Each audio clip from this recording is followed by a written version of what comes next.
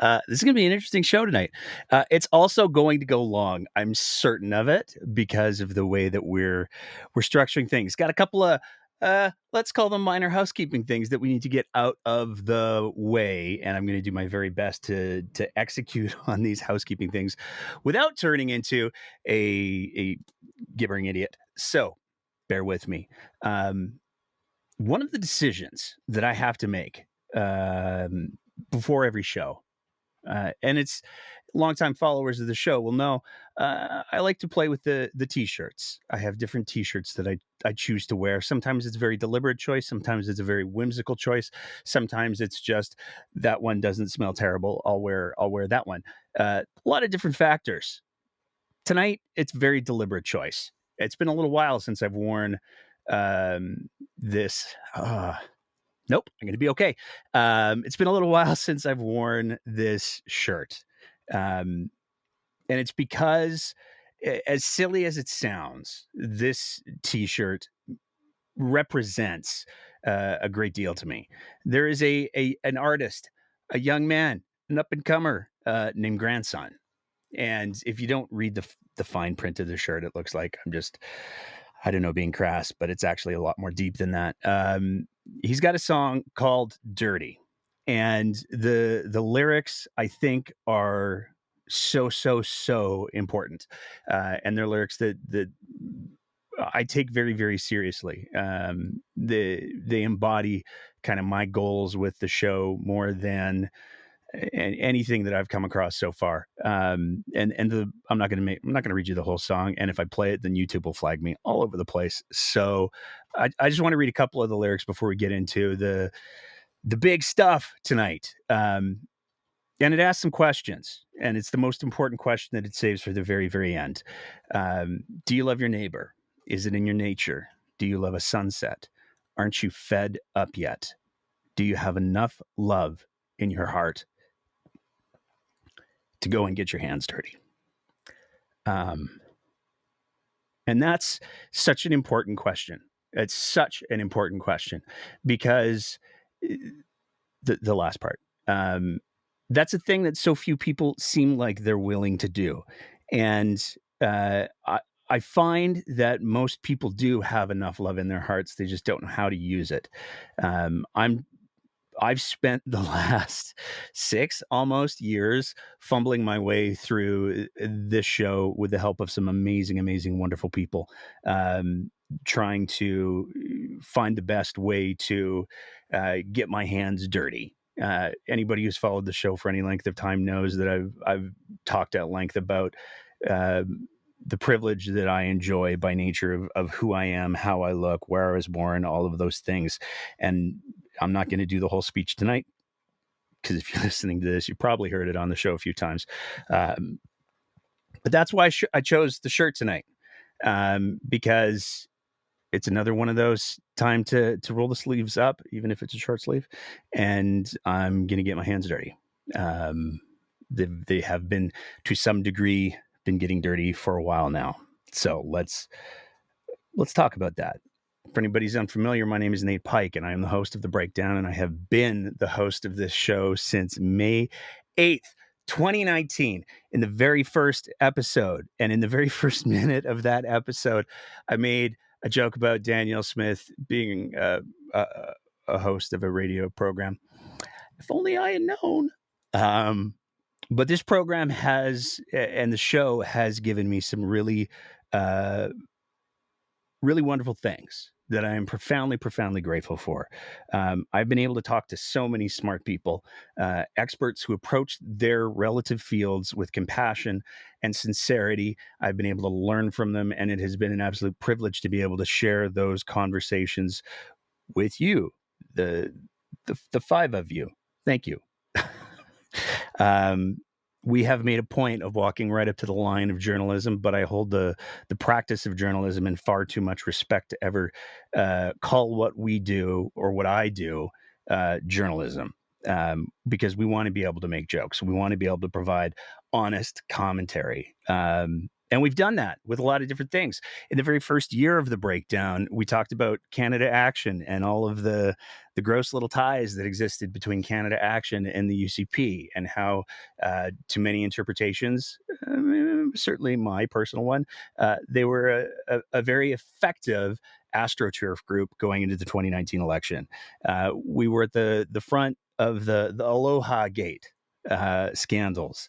We did deep dives on the IFR mask scandal that saw Adriana LaGrange, as the education minister, potentially use her powers of office. The ethics commissioner was never able to definitively rule on that because nobody could remember what happened. Ronald Reagan defense. But we got to do a lot of digging on that. That actually resulted in that ethics commissioner investigation.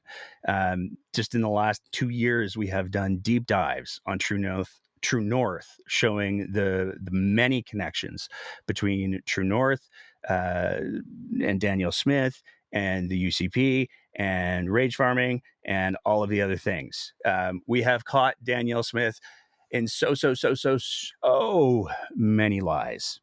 And it's been a wild ride, and I'm very, very grateful for it. We're going to go to some definitions now from Wikipedia, because they're a good source. Those Wikipedians.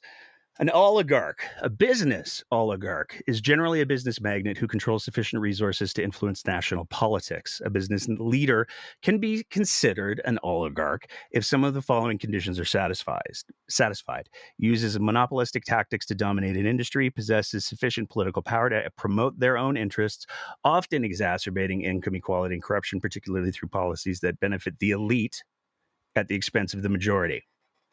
Controls multiple businesses which intensively coordinate their activities. And for the we love the roots of the words, folks, more generally, an oligarch, from the ancient Greek, oligos. I'm sorry, Miles, I screwed that up.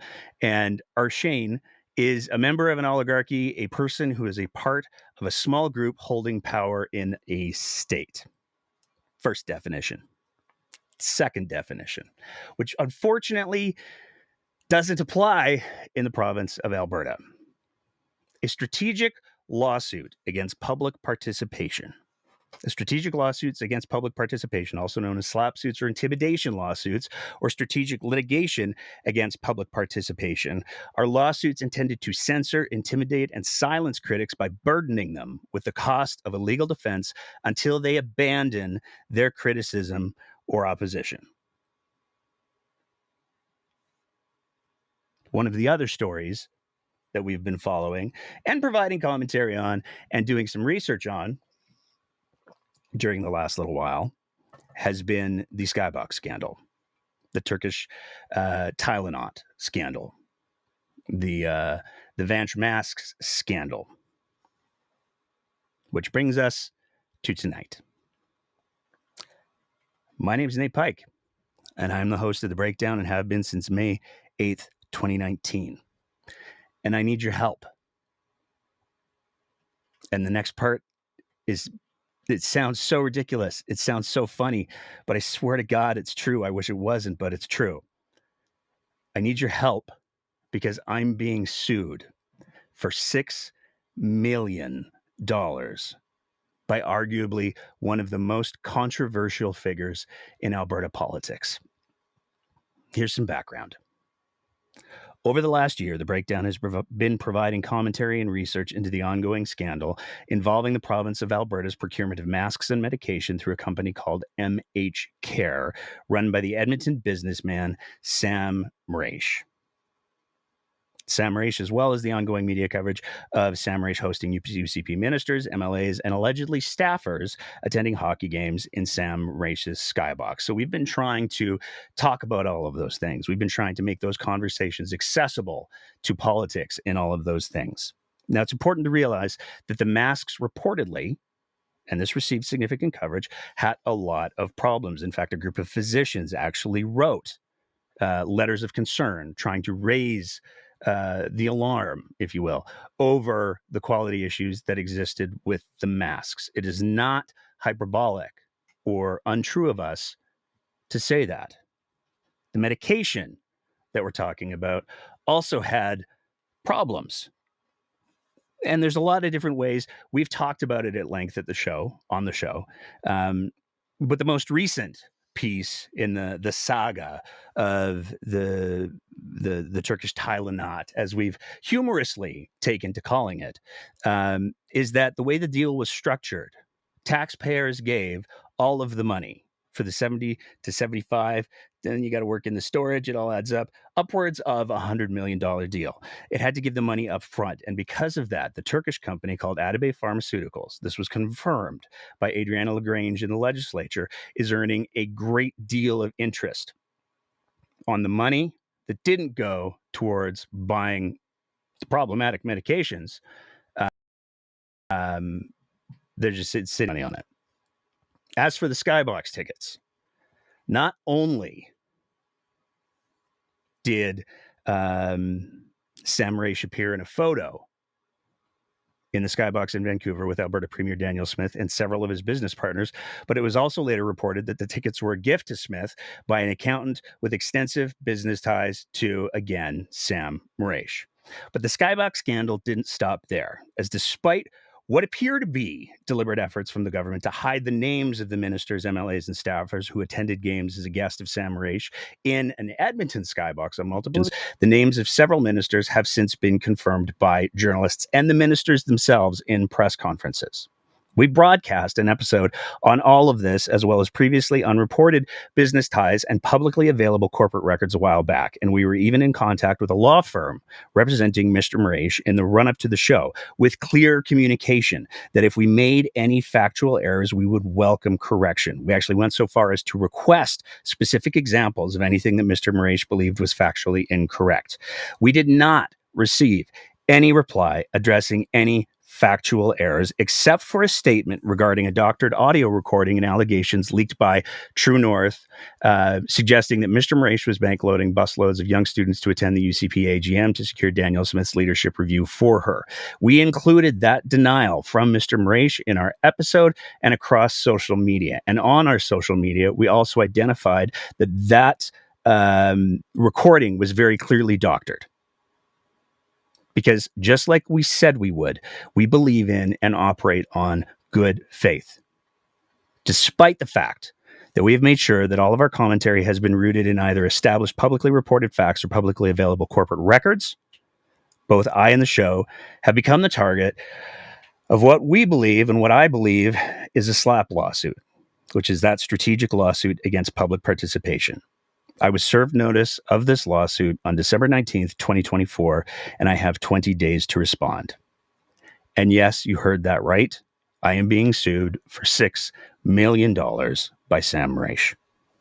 Now, the service of this lawsuit either deliberately or coincidentally happened right at the time that most law firms are shutting down for the holiday season. Weird that. Furthermore, the lawsuit claims that it is the sum totality of the implications of our commentary that amounts to defamation, and includes some examples that have left us more than a little bit confused. Our corkboard that we used as a graphic in the show and in the run-up to the episode, which shows all the connections between the various figures in the ongoing saga, all of those connections which we can and did prove in the episode, that's one of the things that Mr. Mraiche claims is defamatory. Because apparently being in a picture with the Premier of Alberta and assorted business partners is somehow defamatory. Because the suit is filed, the specifics of it are publicly available. And we wouldn't be surprised if they're reported on because of the high profile and ongoing controversy surrounding Mr. Mraiche and his dealings with the UCP government. But I want to be very clear on 2 points. Absolutely. Everything that we claimed as fact, I believe to be true. And I absolutely believe that it is in the public interest to have these conversations. The extensive reporting on this saga by literally dozens of media outlets and journalists speaks to that fact. I also want to be clear about one other thing. Despite the fact that both the breakdown and I have an established track record of condemning Islamophobia and in fact did so explicitly in the episode that we produced. Mr. Mraiche is claiming in the lawsuit that I and the show pursued this story precisely for Islamophobic reasons. That is patently false. Mr. Mraiche also claims that I and the show have engaged in racist rhetoric. That is also patently false. Do I have real concerns about how Mr. Mraiche conducts himself and his business? Now more than ever, you had better believe that I do. But my concerns with Mr. Mraiche start and end with Mr. Mraiche and his business associates and the government people that he affiliates with. I do not, nor have I ever held Mr. Mraiche up to be the spokesperson by word or behavior of either the Muslim or the Lebanese communities.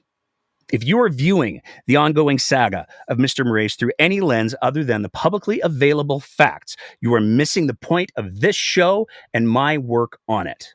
It shouldn't need to be said that the sort of behavior that Mr. Mraiche is displaying is not representative of Muslims or the Lebanese community. And if you're someone who is using this saga to justify racist or intolerant views, you need to give your head a shake. I would also like to make it clear that the weaponization of racism or bigotry in circumstances where it is absent diminishes the very real harm that occurs when it is actually present. To be clear, I in the breakdown unequivocally condemn intolerance, bigotry, and racism in all of its forms. Period. With that addressed. Slap suits are designed to silence voices. I and the show refuse to be silenced. Too often today, the rich and the powerful use their massive resources to try and silence critical voices. I believe that we need to stand up to the rich and powerful. Again, I also believe that all of our coverage has been truthful, as accurate as possible in the public interest and fair comment, and I stand by it. Now, while the show does enjoy modest support through our Patreon page, anybody who's followed the show for any length of time knows that I work professionally as a paramedic in Calgary, and I do not have the resources on my own to fight back against what I believe is a completely unfounded and, quite frankly, spiteful lawsuit. Please help.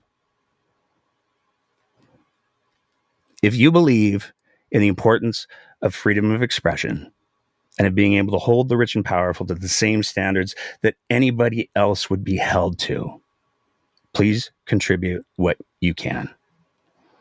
We have set up a GoFundMe to start to mount our legal defense. You can find that GoFundMe at www.savethebreakdownab.ca. We figured we'd steal a page from the Rebels playbook, given the circumstances. Again, if you can, please help.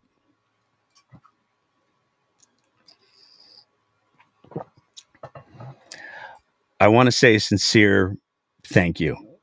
I also want to make it clear I have no illusions that it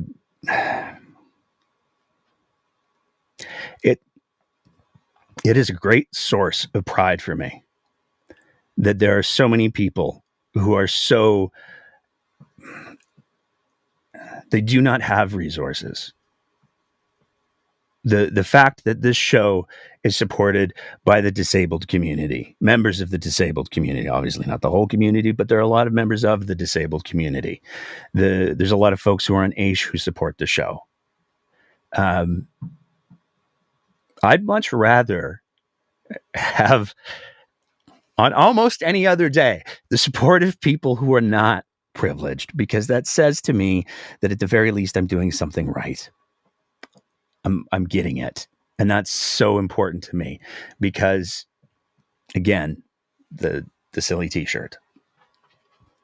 So I want to make it clear to all of those folks who I know are part of that group demographic. I'm not doing well with my words right now. I apologize for that. Please just don't feel bad if you can't. Please don't feel bad. Share it, tell your friends, but please don't feel bad. Because I've had this conversation with a couple of folks who have said, you know what, I'm going to give up X, I'm going to give up Y because I want to support the breakdown. That means the absolute world to me, but I'm not desperate yet. And I want to be also really, really clear about something else. I'm not afraid because I believe in the people in this province. I believe in the people in this country.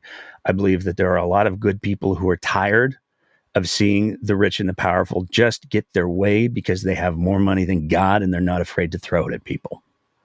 But I want to be really, really, really clear. I'm not going anywhere. This show is not going anywhere. I and the show remain committed to keeping the conversation going for as long as we possibly can. Again, if you have the ability to help, save the breakdown, ab.ca. And on that note, with all of that said, if I did not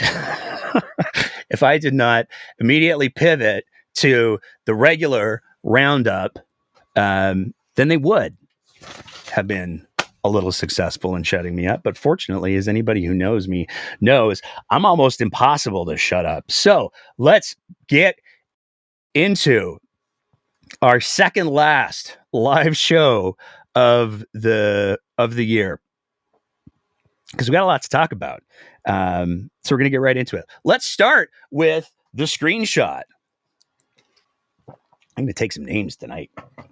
Let's start with the screenshot. The National Prayer Breakfast. On December 18th, the breakdown received a screenshot of an email sent on behalf of Dan Williams. That email was sent to Joseph Schau, Nathan Newdorf, Nathan Cooper, Chantel DeJong, or Jung, I don't know, Nolan Dick, Andrew Bochenko, two staffers, and Adriana LaGrange. Now, we got this screenshot from somebody who was like, please share this on conditions of anonymity. And of course, that is what we do here. So that is exactly what we did. And we shared it. And it was fascinating because there's a couple of different pieces to unpack with this prayer breakfast email. We're going to throw it on the screen, slightly redacted for right now.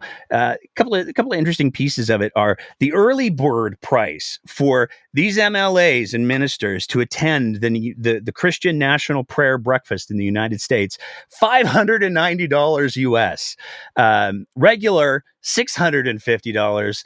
And I don't know. I'm curious. I'm not sure if that includes any potential tariffs or not. I guess we'll have to wait and see on that one. There's a couple of lines in the email that are particularly interesting, though. One of those lines is, once attendance and a confirmed so-and-so in the team will attempt to set up some KMs and a recommended meetings during the mission. A priority will be promoting Alberta energy with state representatives. Coordination amongst the delegation will be key. So let's be clear. First thing, number one, they don't have any meetings set up.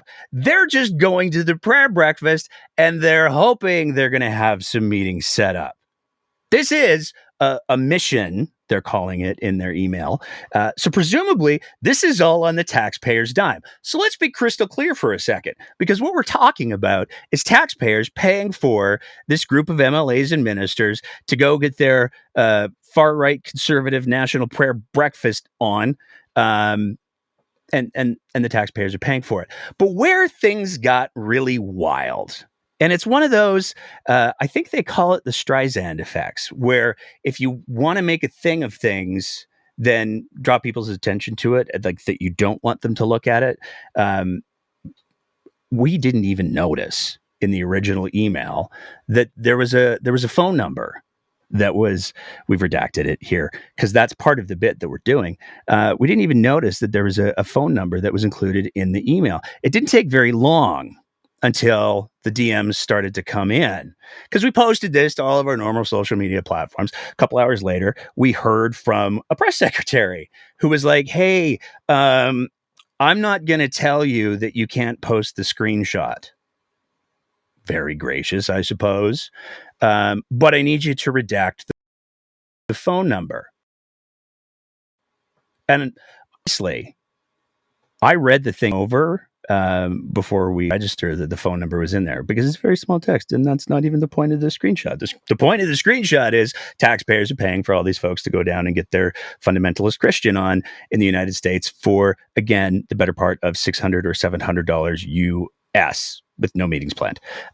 So that's the headline. But this press secretary wanted to come say, hey, you know what? This phone number, it's Dan's direct line. Please don't post the phone number. We don't want that going public. That's not supposed to be public information. And so I responded very politely and in good faith. Absolutely. If you could just confirm whether or not this is a personal cell number or government issue cell number. Because if it's a personal cell number, 100%, we're not into doxing. We never want to dox anyone.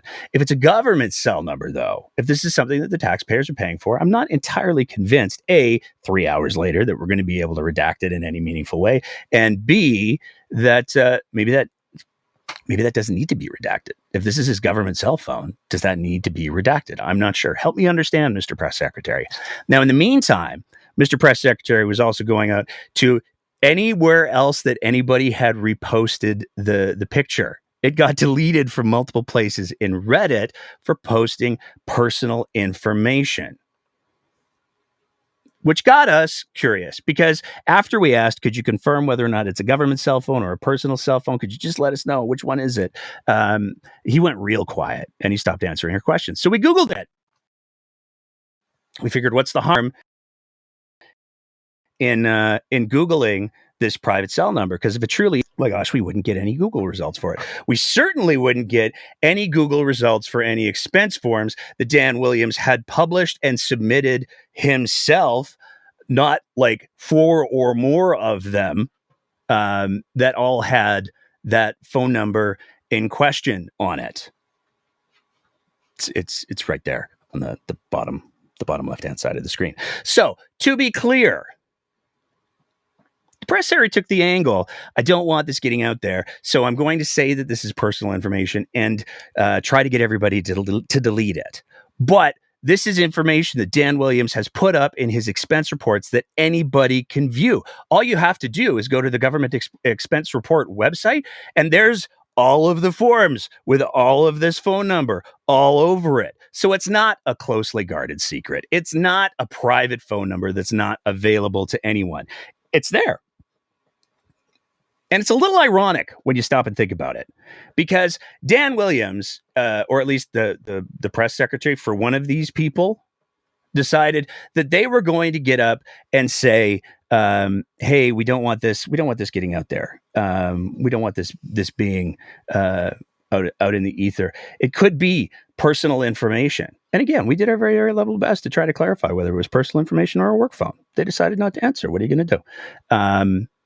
But it's a little ironic when you stop and think about it, because very clearly, again, there's no violation of privacy that occurred here, because Dan Williams has published papers with that phone number on it. So, but it's a little ironic when you take a look at the names on the list of the prayer breakfast and you compare it to the names of all of the people who voted to out trans kids, because it shouldn't come as a surprise to anyone.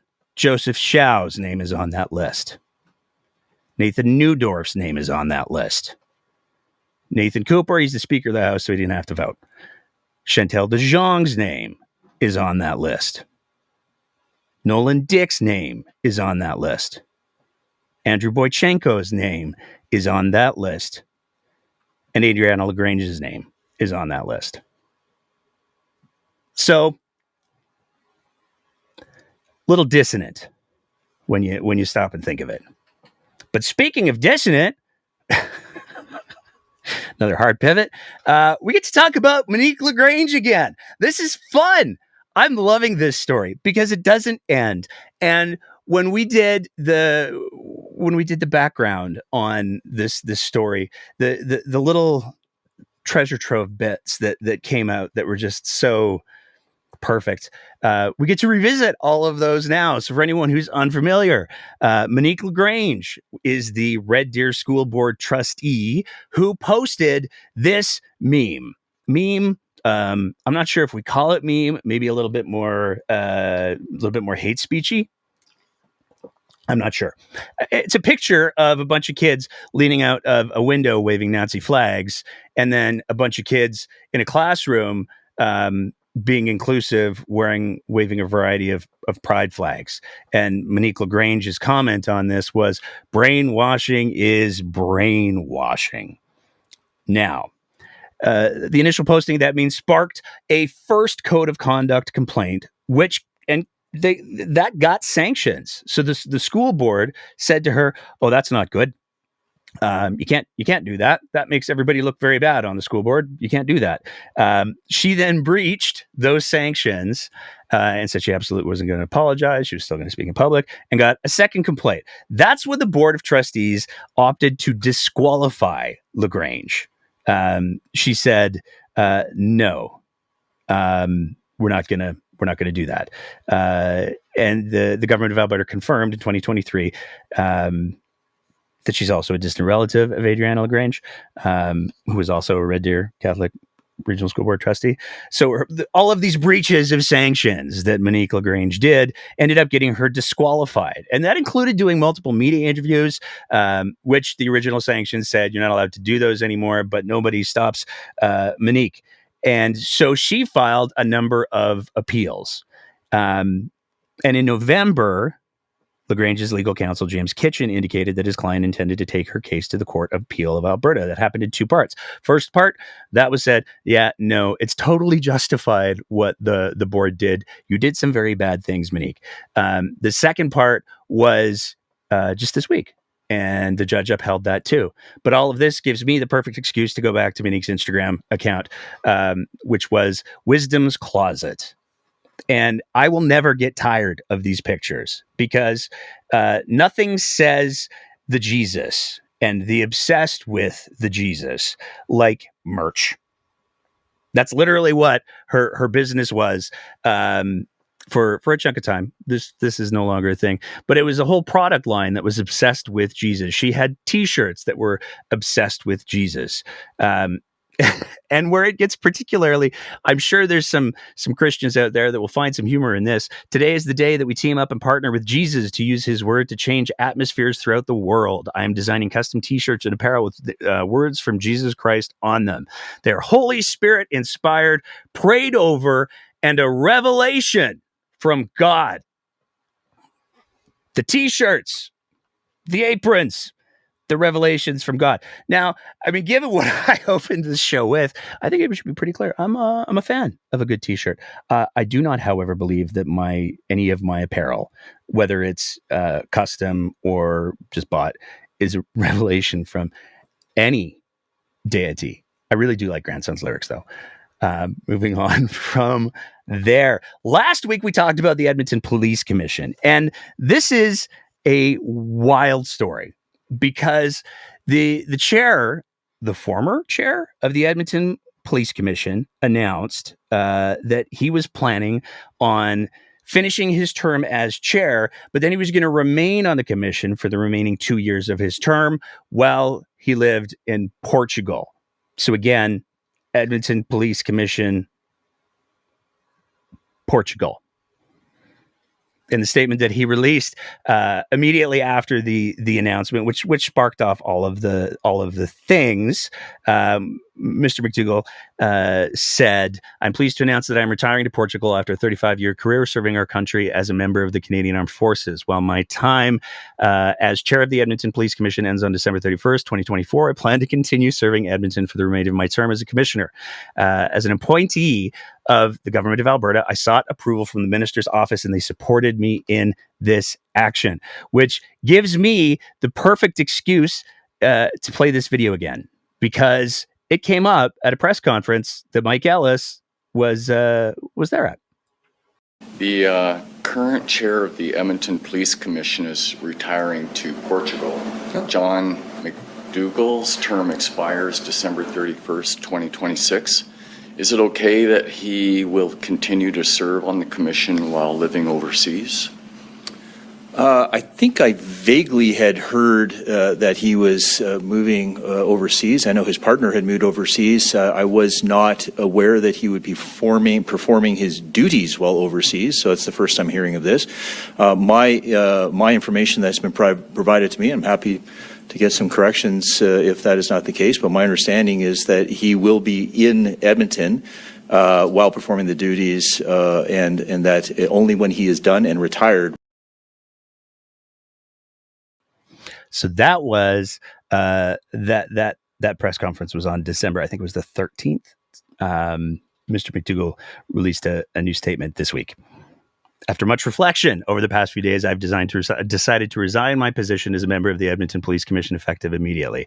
It is clear that my residency would be an unwelcome distraction from the important work of the Commission, which is not fair to the citizens who rely on us to provide governance and oversight from the Edmonton Police Service. So, I mean, it's funny. It's funny, but it's also really important. And the argument that we made last week was that it's really important because Mr. Ellis was very, very clear. He'd not heard that Mr. McDougall had been given permission to stay in Portugal while serving on the Edmonton Police Commission, which means that it was an unelected staffer who presumably he had that conversation with, because if it wasn't Mike Ellis, there's literally nobody else in his department who is not technically a staffer. So there's that. But he's resigned effective immediately. So December 17th. Moving on from there. There is a by-election. There's so much. I still have like this many pages left to talk about. There's a by-election in Lethbridge West. NDP candidate Rob Miyashiro was the victor. And it's interesting to take a look at some of the numbers. Now, we talked a little bit about this last week. We said by-elections normally not the huge turnouts, and the official results don't come out for a bit, but Elections Alberta has released the unofficial results. There were a total of 13,561 valid votes cast. Now, where this gets to be particularly interesting is if we go to the Wikipedia. We're leading heavily on Wikipedia today. If we go to the Wikipedia page, you can see that there were 37,096 eligible voters, which means the voter turnout for this competition was 36.6%, which is not great. But again, by-election, not bad. By way of contrast, in 2024, the voter turnout was 61.8%. Now, where it's going to be interesting to see whether or not these numbers translate into the next provincial election is in 2024, there were four parties that ran. There was the NDP, the UCP, the Alberta Party, and the Liberals. The Liberals did not field a candidate in this election. And so if you take a look at just who picked up what, it's interesting because the vote share for the NDP slightly decreased. They went from 53.92% to 53.38%. Now, it's a very, very small decrease, but it's not nothing, because the interesting part is the UCP went from 42% to 44%. So one would think if there were going to be Liberal supporters, that they would naturally gravitate towards the NDP. Either the smaller, and to be clear, there were only 375 Liberal voters in 2023's election, not 2024. My bad. You would think that they might have gravitated towards the NDP and shown up. They did not. So it's interesting because it's just interesting. Moving on from there, this one's a fun one. I love this story. I love this story because science. So the paper, a French study that popularized the idea at the beginning of the pandemic that COVID-19 patients could be treated with hydroxychloroquine and azithromycin, has been retracted. Now, this is huge, and there's a lot of nuance to this story that we're going to try to spend a little bit of time on, because first of all, the story was, the study was bad. There were 26, the entire sample group was 26 COVID-19 patients treated with hydroxychloroquine, and azithromycin. 6 patients dropped out of the non-randomized study. 1 died. 1 developed nausea. 3 were transferred to intensive care, and 1 left. And of those who remained, they were tested for COVID-19 under a much more relaxed definition than used by most health authorities at the time. Now, from there, in August of 2023, a letter was published in Therapies. A series of physicians, experts noted that the cutoff for classifying a polymerase chain reaction test as positive was different in the treatment and control groups. So they were treating the treatment groups different than they were the control groups from that whopping sample size of 26. The letter also raised questions about whether the study had received proper ethical approval and noted an editorial conflict of interest. That letter at the time, back in 2023, called for the paper to be retracted. The retraction notice states Elsevier and the International Society of Antimicrobial Chemotherapy, which co-own the journal, decided to retract the paper because of ethical issues. And this is a quote, as well as concerns raised by 3 of the authors themselves. So the call's coming from inside the house regarding the article's methodology and conclusion. And in case you're wondering, yes, this is the study we're talking about, the famous Smith tweet, where Danielle Smith, when she was still a radio host with 770, tweeted out, new controlled clinical study conducted by doctors in France shows that hydroxychloroquine, so she missed the azithromycin part, still doesn't work, but doesn't matter, shows that hydroxychloroquine cures 100% of coronavirus patients within 6 days of treatment. Hashtag chloroquine. It did not. And in fact, Smith deleted the tweet. She had to. Global News took immediate action from the story on the screen. Global News took immediate action when the tweet from our talk radio personality came to our attention. We do not support posting information that does not come from credible sources and remain steadfast in our commitment to being a responsible, trustworthy source for all Canadians. So there's an Alberta connection. Moving on from there. Again, such a busy week. We got to talk about the surgical suites situation in Edmonton, because there was some absolutely shocking news that came out of Edmonton in regards to orthopedic surgeries. A proposal sent in August to Alberta Health Services and Alberta Health would have allowed inpatient surgeries to resume at only a cost of $240,000 per year. That's like, just doing some math off the top of my head, that's like 24 hospitalists that you could get for the cost of just one breakdown lawsuit, according to documents obtained by CBC News. If you don't laugh, you cry. But that idea was so the $240,000, we can get the surgeries, we can get them back up and running, we can do all of the surgeries, we can do the numbers. That idea was rejected by AHS leadership based on preference for cost-neutral solutions, according to a document prepared for Alberta Health by the working group of physicians who developed the proposal. The solution proposed to AHS and Alberta Health in August would have added additional hospitalist coverage, allowing it to resume inpatient surgeries. Now, what's wild is in the letter that this group of physicians who were trying to say, hey, if we can get $240,000 together, if we can maybe not go to a prayer breakfast or something, they didn't say that, it would have impacted over 1,000 patients. Now, according to the article, 101 patients had their surgery dates canceled in the first 3 weeks of July, which was when this shutdown of sorts occurred. Of those, 80% have now had their procedures completed. The working group's estimate of more than 1,000 patients affected included surgeries that were not scheduled but would have been performed if the shutdown had not occurred. So, while the province is looking at paying people to build private, for-profit, publicly funded charter facilities for $240,000. According to this, they could have knocked off 1,000 orthopedic surgeries in 6 months. they decided not to do that because they were looking for a cost-neutral solution. Again, I want to say that a second time, just to be super clear. The government of Alberta, Danielle Smith, has been very, very clear. She believes that chartered surgical facilities, which are privately owned for profit, but funded by taxpayers, we like to call it profitization here at The Breakdown, those are the solution. But $240,000, that's it towards the public healthcare system. Could have gotten 1,000 surgeries done. Moving on from there. And this is gonna make some people angry.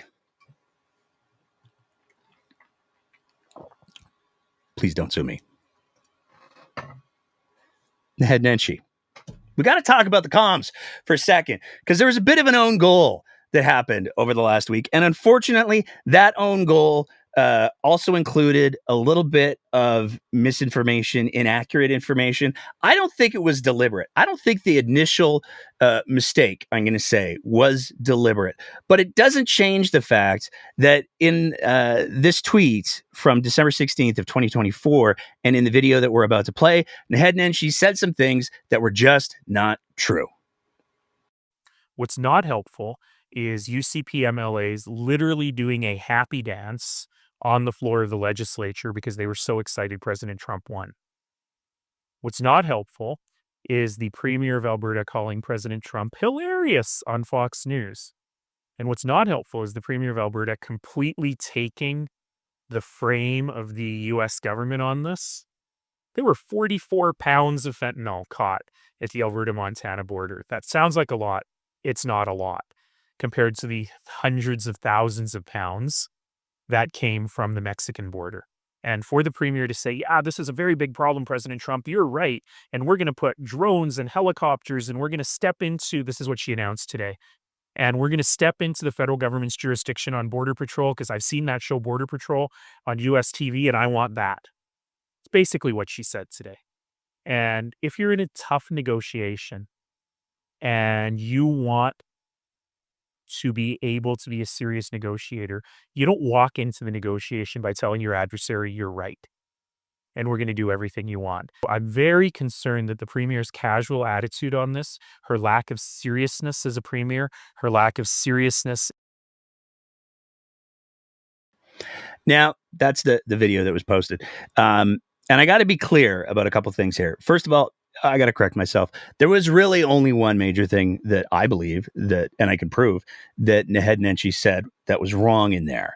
And that was the 44 pounds caught at the Alberta Montana border.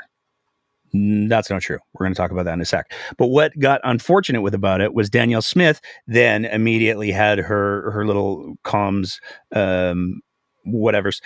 jump on it. And Danielle Smith, instead of saying, wow, Nehednen doesn't even know what's going on in the border and he's going to try to lecture me about what's going on at the border.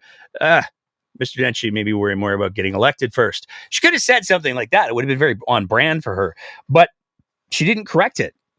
Instead, she decided to give more misinformation using the DEA as a source, the Drug Enforcement Agency, which is not a Canadian agency. It's an American agency known for a little bit of hyperbole, maybe, when it comes to how drugs work and doses and things and stuff. We're going to get into that in a sec. But first, the Smith tweet. 2 milligrams of fentanyl can kill a human being. The 44 pounds of fentanyl at the Alberta-Montana border represents nearly 100 million lethal doses. Alberta will do the right thing, and then goes on to a near border patrol show. The DA statistic is false. Saying 2 milligrams of fentanyl can kill a human being is kind of like saying 1,000 pounds of fentanyl could kill a human being. 100 tons of fentanyl could kill a human being. Both technically true, but not at all accurate. It's actually entirely dependent on a variety of factors, including the weight and size of the person who's exposed to the fentanyl, deliberately or not, whether or not they have any sort of built-up resistance, and perhaps most importantly, when we're having the conversation about what's going on with drugs in Alberta, what else is in it? Because there's a lot of other things that can cause really, really complex reactions to fentanyl. And yes, I want to be very clear. I'm not minimizing the tragedy that the opioid overdose situation or the opioid crisis situation has inflicted. I'm not minimizing that. We've done many episodes on the opioid crisis in Alberta, in Canada, in North America. But if we're going to have real conversations about how to address the problem, it needs to be addressed in actual facts. So when we're talking about those 44 pounds or approximately 20 kilograms, those seized, at the entire Canada-US border from October 2023 to September 2024. That's the whole border over pretty much a whole year.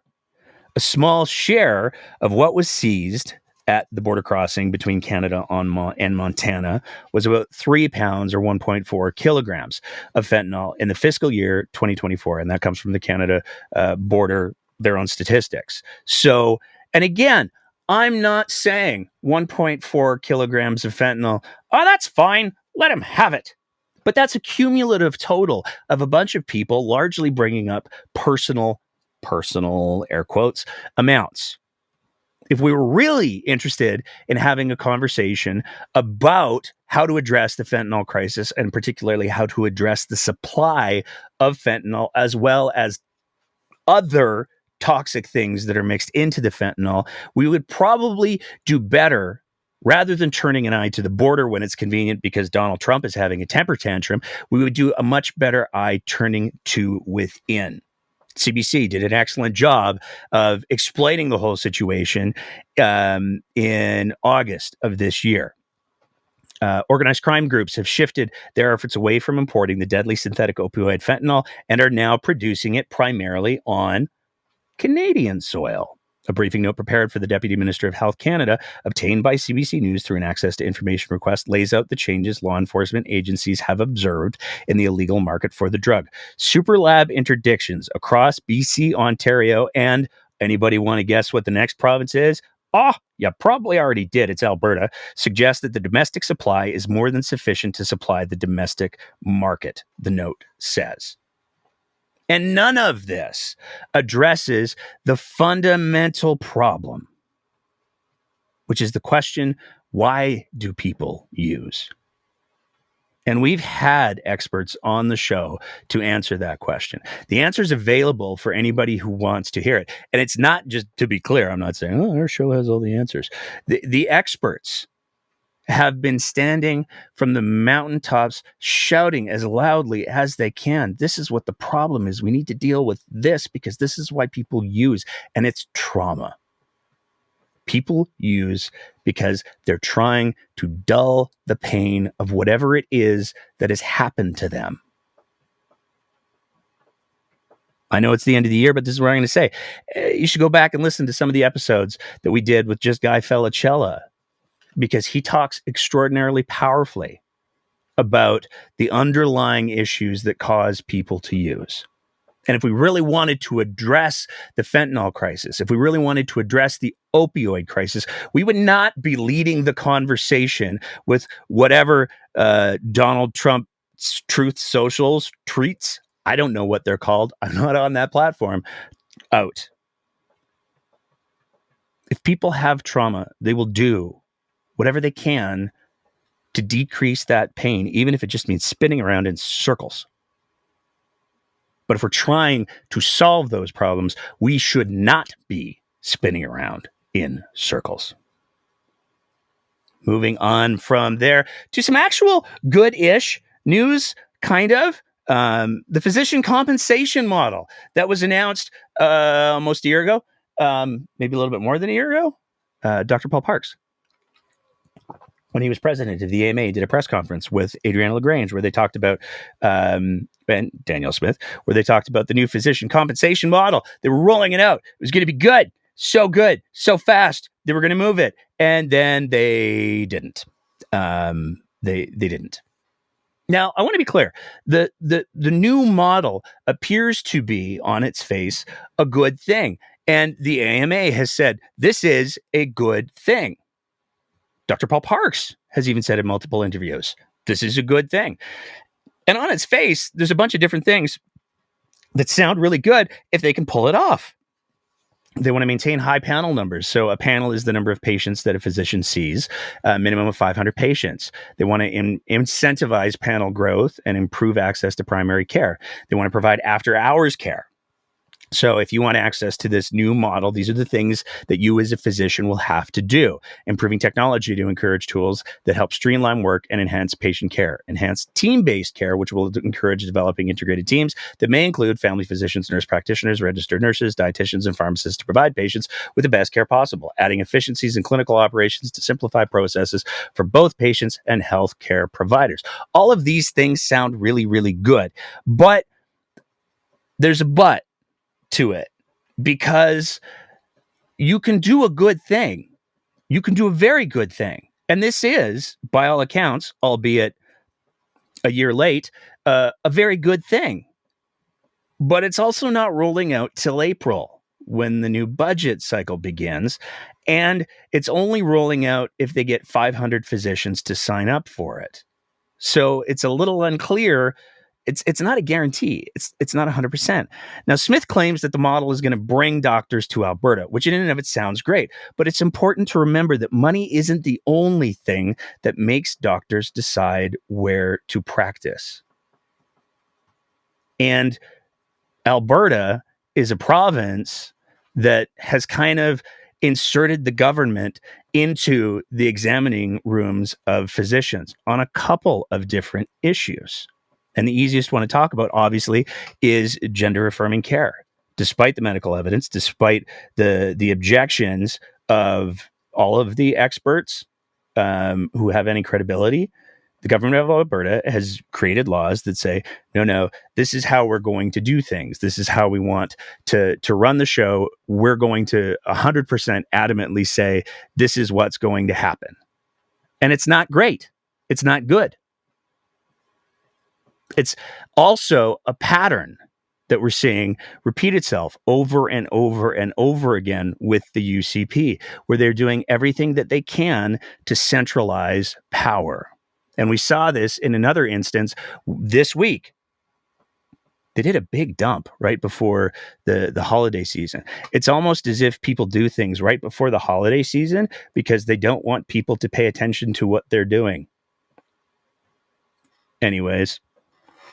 Jason Nixon announced that the province is centralizing control over how the funding for homeless responses are done across the province. And this is a little bit complex. So I'm going to ask you to bear with me as we kind of walk through this. Currently, funding for the response to homelessness and houselessness in the province of Alberta is done, well, it was up until the 20th. It was done by using community-based organizations, or CBOs. Those CBOs would then provide funding to groups who applied for that funding. So there were 7 of them in all of the major municipalities across the province of Alberta.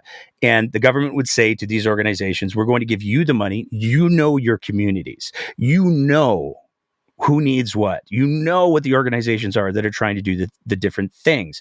You know all of this stuff. So we're going to give you the money, and then you make sure that it gets to the places and the people that need it. That's your job. Now, the province is changing their strategy and their argument. And the part of the argument that they're using is they're saying that since homelessness is a province-wide issue now, Mr. Nixon's was like, oh, yeah, no, I live in a small town. If I was to say that my town's a city, oh, boy, people would just lose their minds. They'd come and shoot all my horses. They would. Those areas are starting to experience more visible homelessness and houselessness. Let's be clear. To suggest that homelessness and houselessness have never occurred in rural Alberta is not true. But that's the argument, because it's a province-wide issue now. They want to cut out the middleman to ensure everyone gets fair access to grants, except Mr. Nixon kind of showed his hand a little bit at the presser. You said that there were some organizations that did not fit the provincial mandate. Do you have any specific examples? We've seen stuff over the years where For example, CBO money going to Alberta Health Services, which is not the mandate of my department to send money to another government department to try to do some sort of outreach service that we're not really sure how it connects to the overall homeless structure. That'd be one example. We've seen evidence in the past of organizations distributing tents out into the community. I think we've dealt with that over the last year or so, but that would be a great example of where our government is focused on shelter and housing, not on providing encampments. We want people in warm, safe shelters. I will point to the fire that had to be responded to in Calgary today in a very dangerous encampment situation as to why. And another example of, money flowing to pet food banks, of which I have pets. I think it's very important that we care for animals. But at the end of the day, that'd be a priority more on the SPCA side, not on me, who's trying to tackle.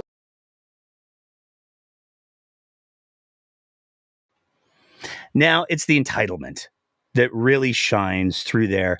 And it's also the fact that Mr. Nixon, whose family has operated a shelter in Calgary for quite a while, the fact that he can't seem to wrap his head around when we're talking about homelessness, when we're talking about houselessness, we're talking about a multifaceted, complex issue more often than not. He says he doesn't want to have any overlap between AHS because, it's just a housing issue. I just want to deal with the housing. I want to get the people into the shelters. People who are homeless have health issues. People who are homeless have difficulties accessing health care. I'm not going to say none of them have a family physician, but I will say I'd be very surprised if the majority of them do. I'd be very surprised if the majority of them have anywhere to get health care. So overlapping health care with houseless and homeless outreach actually makes a lot of sense. Keeps people from going into emergency rooms. Keeps people from having health conditions that turn into much worse, more expensive health conditions. He says he doesn't want, but where it really shows, is, some places are handing out tents. They're handing out pets that can't have people. That's an SPC. If Mr. Nixon ever spent any time speaking with anybody who has a pet and is homeless or houseless, one of the first things that he would hear is one of the reasons why they choose to sleep rough is because they can't bear the thought of losing their only friend, their companion, their pet. And this, again, is where mental health so directly overlaps with homelessness and houselessness. And this also highlights, tragically, how much the destruction of an integrated healthcare system is already putting blinders on people, like the minister. But where it gets to be really, really clear is Mr. Nixon does not want organizations that are doing reckless things, like giving people tents and pet food. He doesn't want them getting any government funding. So this is about the centralization of power. This is about flexing on control. That's all it is. If you don't do exactly things the way that the government wants you to do, if you dare to exercise some compassion in a way that doesn't align perfectly with the UCP's, I'm going to go ahead and say it, more than a little restrictive model of compassion, you don't get any money. You don't get to help people. Speaking of money, though, I love the caption for this graphic. And it's another one of those ones where if we weren't going to get flagged on all of the platforms for using some music, the caption is to this graphic. None of you can see it, but it's quite clever. You down with APP? Because it turns out the chief actuary is very much not down with the Alberta Pension Plan. The estimate by the province appears to have been cut by half. So the UCP, absolutely, they were not going to campaign on a pension. No, sir. They were just going to govern on one. They got the results back, kind of, because the they said to the federal government, okay, well, before we have a referendum, we need to know how much money you're going to give us. We need to know your total so that we can say that you're big meanies. And the chief actuary's position paper posted online on Friday comes to a similar conclusion as University of Calgary economics professor Trevor Toome. Last year, Trevor Toome calculated that Alberta would be entitled to between 20 and 25% of the $575 billion plan. The quote from Toome in the story here, it is a clear rejection of the government's 53% claim that has been quite prominently touted now for quite some time. Trevor Toome, who is never argue with Trevor Toome. He's a super fantastic economist and very funny. Dry, but very funny. He put up a Twitter thread. We're going to share just a couple of tweets from that Twitter thread because they really do highlight a couple of important things. That formula does not imply a future APP would be entitled to 53% of the CPP. Instead, it implies the number that I put out in my original analysis. Trevor Toome's always right. That is 20 to 25%. The dollar amount would depend on the year of withdrawal. Since, of course, the size of the CPP investment fund changes over time. But now, intuitively, we should have in mind not $334 billion, which is what Danielle Smith and her panel have been shopping to Albertans, but something like $120 to $150 billion. And he's got a graph. I love this graph so much because you can see the top line is there's LifeWorks. That's how good LifeWorks is feeling about it. And then you can see Dr. Toome's approach. And then you can see the public accounts of Canada approach, and it's nowhere near what Danielle Smith was promising that she was going to be able to get Albertans. The chief actuary, Azia Billig, disagreed with the LifeWorks interpretation. Her position paper says the federal law governing the CPP must be interpreted as if all provinces could withdraw from the plan at the same time and take their share. The quote from the story of the chunk that I just read, a calculation method that results in negative parts or in a hypothetical allocation to all provinces that is higher than the total net investment income does not respect the textual indications of the legislation. So chalk that one up to another overpromise and underdeliver. Definitely not promise made, promise kept. And that brings us to our last story episode chunk segment. I don't know what to call it.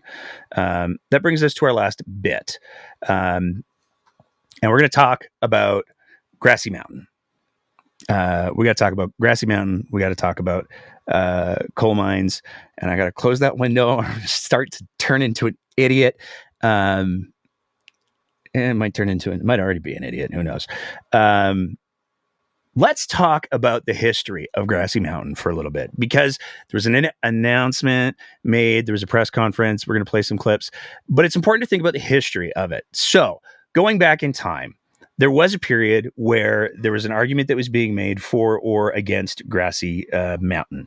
In the process of that argument, one of the things that was decided to be done was to have both the province and the federal government. So the province and the federal government work together to say, hey, let's take a look at this Grassy Mountain thing. How's it going to work out? And it did not work out great. For Benga, which was the previous iteration of Northback, who's currently trying to get the mine up and running again. We find in some instances from the report, Benga made overly optimistic assumptions of the effectiveness of its proposed mitigation measures. This does not represent the conservative approach appropriate for the sensitive environmental setting of the project. A brief summary of our findings on matters related to federal jurisdiction. We find that the project would likely result in significant adverse environmental effects on surface water quality, West Slope cutthroat trout, got it that time, and their habitat, and whitebark pine. For some Indigenous groups, the project would result in adverse effects on the current use of land for traditional purposes and physical and cultural heritage, but the effects would not be significant. But that's just the first little chunk. There was other parts of the report that were pretty damning. Based on our assessment, we conclude that the project is likely to result in significant adverse environmental effects on surface water quality. Again, the West Slope cutthroat trout and their habitat, whitebark pine, rough fescue grasslands and vegetation species and community biodiversity.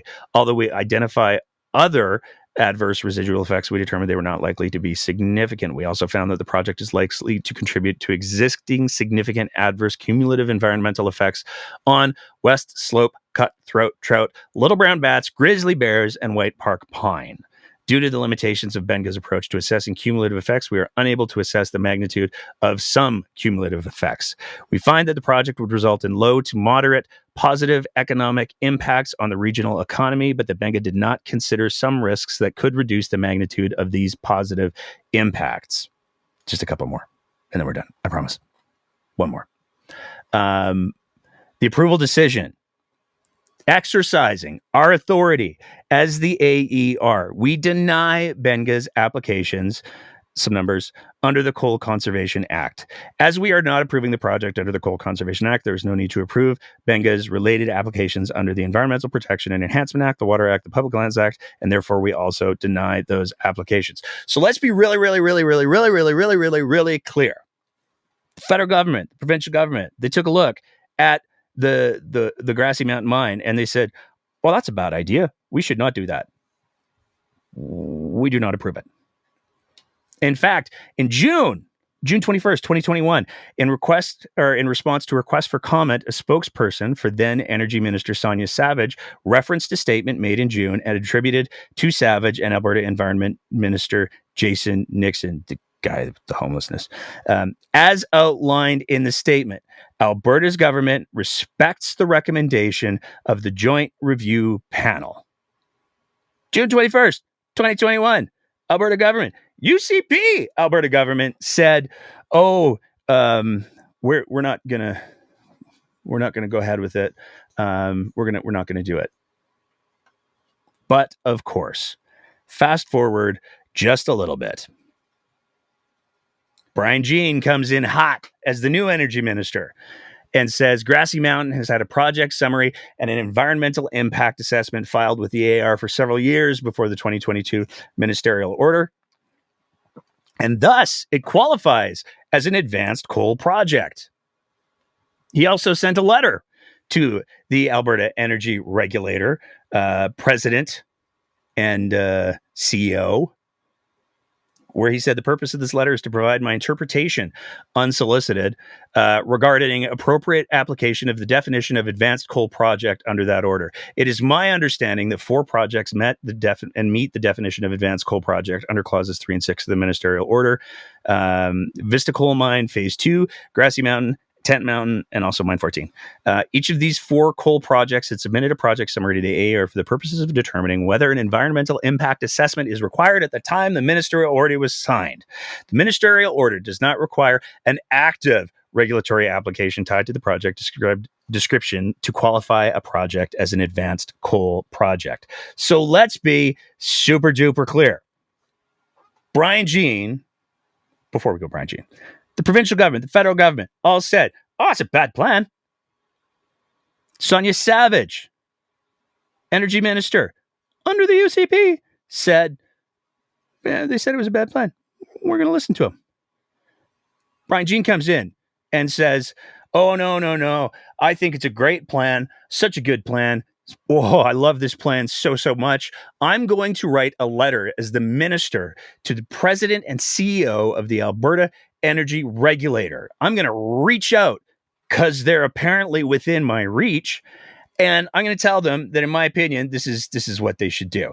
Now, this is very on brand, and it's important to keep that in mind, given the amount of influence that the UCP government has exerted on organizations like the AER and others, because we saw it with the whole renewables. It's a real nice job there. If you want to keep it, you got to do what the minister says. Not saying, just saying. Paraphrasing, but that's literally paraphrased. That's the essence, as I try to avoid another lawsuit. That's the essence of what the government said to the arm's distance, arm's length, arm's reach, probably the best term, organizations that were supposed to be protecting Albertans from political interference. Well, as it turns out, Brian's got some thoughts that he wants to share.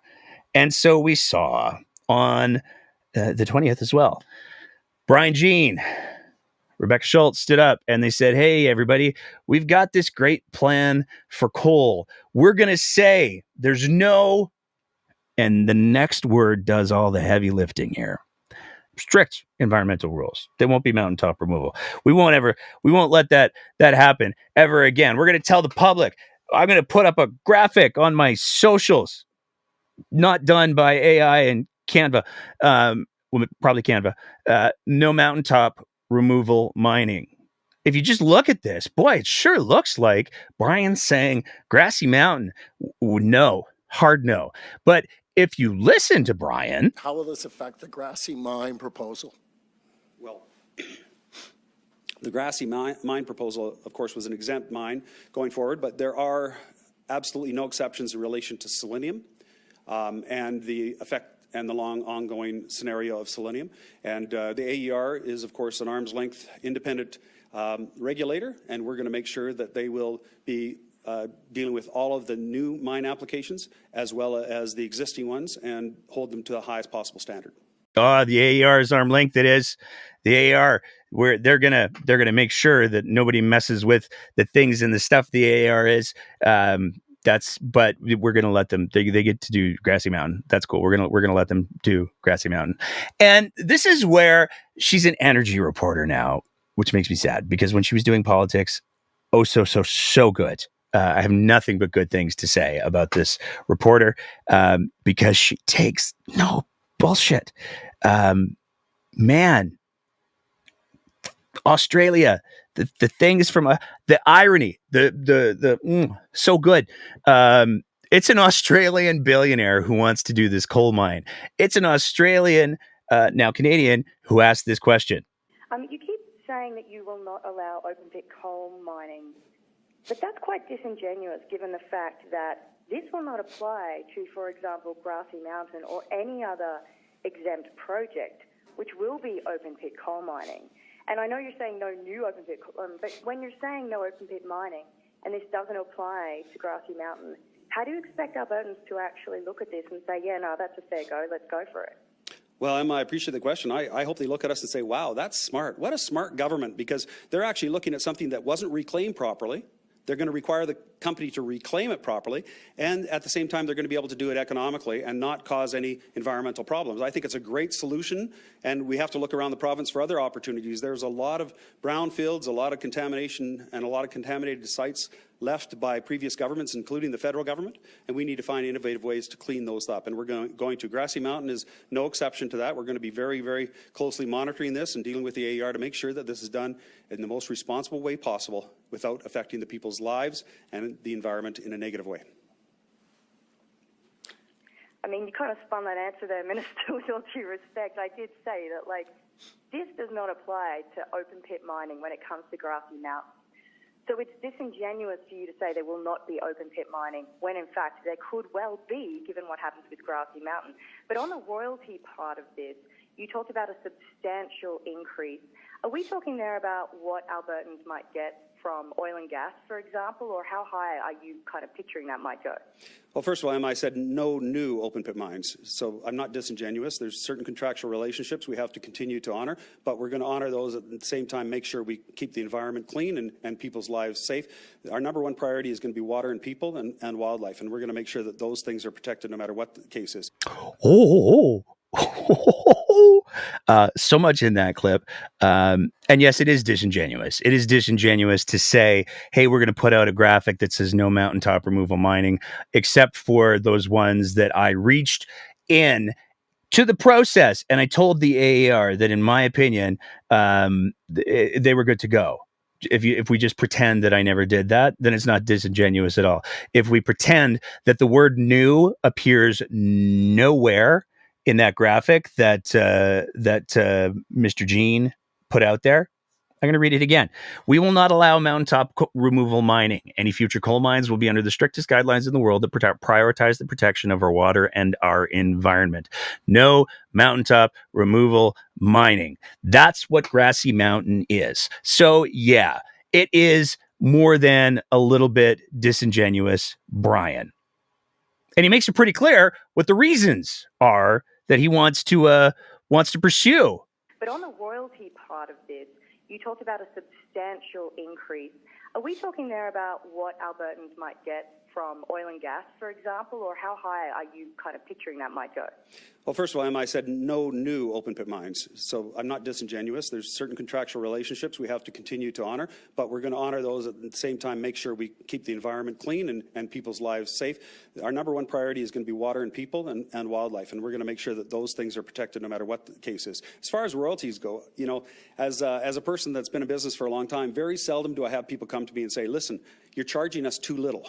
Well, I've had at least 3 coal miners tell me over the last number of years that the rates in Alberta are just too low.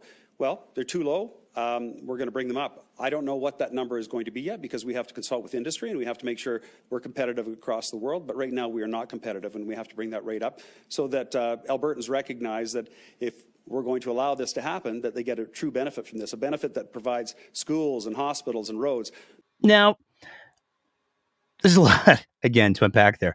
And it did kind of overlap from the initial clip, but there's a reason for that. And that's because Brian made the comment in there, hey, you know what? We've got these contractual obligations. Now, what exactly would those contractual obligations be? Because to the best of what we are able to find on the interwebs, there are no contractual obligations that exist in regards to the Alberta government making sure the Grassy Mountain goes ahead as a coal mine again. And if there are contractual obligations, the Alberta government to making sure that the Grassy Mountain coal mine goes ahead, kind of create a huge conflict of interest when doing any kind of environmental assessment. If you say, hey, no, we got to give you the mine because we have this contract thing and it's super important for us to honor that. If that's the argument that you're going to make, then it's pretty wild that you would then turn around and say, no, but we're going to have all of these strict environmental measures. And in fact, Rebecca Schultz herself summed it up really quite well when she was asked about, okay, so let's talk about the selenium. Let's talk about the risks that selenium presents to the water supply, to agriculture, to the food supply, to pretty much all of southern Alberta. So will you guarantee that there won't be a selenium problem if Grassy Mountain goes ahead? Here's what I would say. Our job in the Department of Environment is to set the environmental standards. The AER is then the arm's length regulator who ensures that any and all companies, no matter where they are in the province of Alberta, but especially so in southern Alberta, where water and these types of concerns have been raised, that they are adhering to those high standards. If they are not, obviously the AER as the regulator has a number of levers to ensure that they are either brought into compliance or they are not operating in the province of Alberta. So, Rebecca Schultz, can you guarantee there will be no selenium spills? Rebecca Schultz, well, I don't want to answer that question. So instead, what I'm going to say is, despite the fact that the whole reason why we're in this situation is because the government decided to mess with the AER and say, oh no, these are exempt projects. Despite that fact, we're going to rely on the AER being an arm's length organization. It'll be super duper fine. And that's what our plan is going to be. Plus, you know, if anybody does spill selenium, oh boy, the AER will tell them not to do it again. One doesn't have to look very far, much farther than northern Alberta, to see any shortage of examples of, well, we thought we had the rules in place. We thought we had the environmental protections in place. And then it turns out, no, the water supply did get affected. Wildlife did get affected. And when we're talking about coal mines in the mountains, where so much of the water for southern Alberta comes from, this is a huge, big issue. And to present it as, well, I can't guarantee, she didn't guarantee it. The fact that she was standing in front of the microphone, she's trying to pitch this idea to Albertans, and she couldn't even guarantee that there weren't going to be any spills, means that she's not comfortable saying, she's not comfortable staking her professional life as a politician, her reputation, all of those things. She's not comfortable staking all of that on, well, yeah, it's never, I'm going to make sure it never happens. The fact that she's not willing to say that is extraordinarily telling. And the fact that she responds by trying to say, well, we've got the AAR, this arm's length organization. They'll punish people. Once that toothpaste is out of the tube, the water table's screwed. That's the bottom line. And there doesn't seem to be any regard for that. So you'd better believe that we will be filing some FOIPs, because if there are contractual obligations that Brian Jean feels obligated to put ahead of the environmental safety for the water supply of the southern half of the province, boy, howdy, you better believe that we want to know what those are. And I think that's the last thing on my list. Couple things that I want to get out of the way, because I just want to get them out of the way. I want to apologize to our patrons, our Patreon supporters, the folks who support us at www.patreon.com/theBreakdownAB. We had we had a really great plan. We were going to do like a little online Christmas party, and then $6 million lawsuit has taken up most of my time for the last few days. So sorry, we're not going to be able to do our online Christmas party, just because I got lawyers to find and things to do. But doom and gloom. We do have one last live episode that we're going to do next week. We have a very special guest host that I'm hoping to be able to bring in, assuming that I'm not too radioactive after this show. And we're going to have some fun. We're going to run it hopefully essentially as an open mic, where people can share their thoughts about the year in politics. And this is what I'm excited about, because we have two really great interviews that we're going to be dropping. And one of the lessons that I learned last year was that there were a lot of folks who were lonely on Christmas Eve. And one of the things that I love about this show is I know that there are a few folks who get lonely on Christmas Eve. And so we're going to put up a couple of very special episodes, one on Christmas Eve, one on New Year's Eve. Our Christmas Eve episode is a year in review. We're taking a look at the 5 biggest stories, themes. I'm going to say themes. Of the year, using one of my favorite guests. He very generously agreed to come on the show and do a year in review and sort of a post-mortem on the political year that was 2024, but also a pre-mortem, what he's going to be looking out for in the new year. So very, very excited to be presenting that conversation to our patrons tomorrow. And to everybody else, it will be going live on New Year's Eve. That is a conversation with none other than the incomparable Dr. Dwayne Bratt. And it's a fun one. He lets me be very, very clownish, and he is very smart. So it's not hard to look clownish. The other that I'm very excited about is, and this is, I actually really enjoyed this conversation a whole lot. I always do. She's kind of the prognosticator of Alberta politics. Dr. Lisa Young has a Substack that's famous for the little, here's the pathways that things could go. And so we have a whole conversation about the future of politics and how progressives in particular need to maybe reevaluate how they're playing the game a little bit and what the goals are that they're playing the game for, the strategies, the tactics, because the reality is the right, the non-progressives, the regressives, I don't know what to call them, they're willing to engage in some unsavory tactics, let's say. I'm getting a little silly now because I know what I'm going to do next, and I'm so scared of it. But Are there some things that progressives need to maybe think about doing?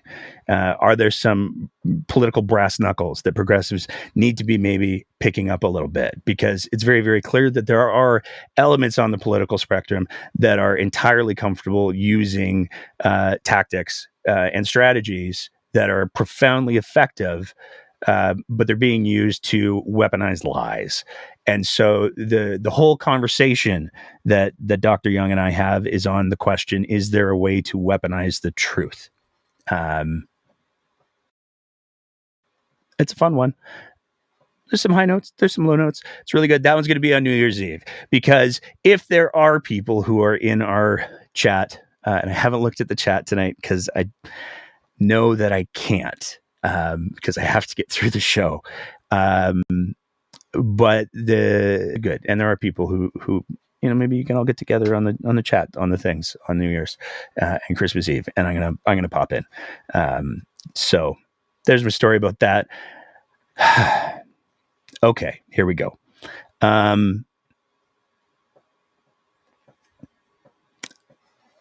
This is hard. This is really hard for me.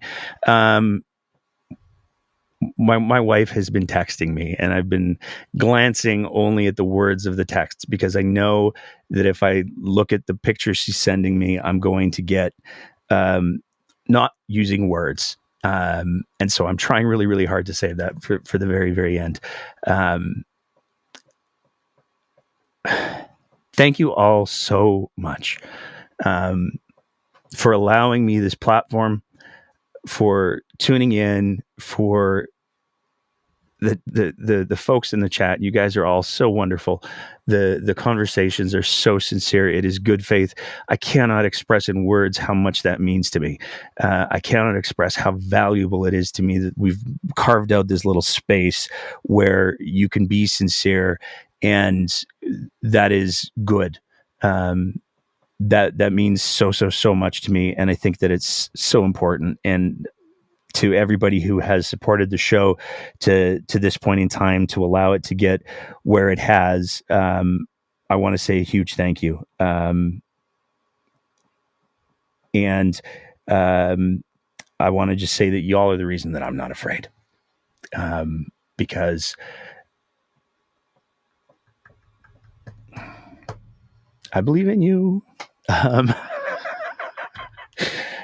And you let me do silly things, and I love it. And so before I get completely ridiculous, I want to say a big thank you to everybody who's been watching this. I want to say a big thank you to everybody who's listening to if you're listening to the audio version after the fact.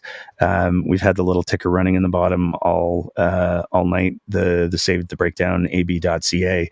If you are able to contribute to the Legal Defense Fund, I have no illusions. I am in for a very long fight, but I want to be absolutely clear. I'm up for it. And there were some conversations that we had. There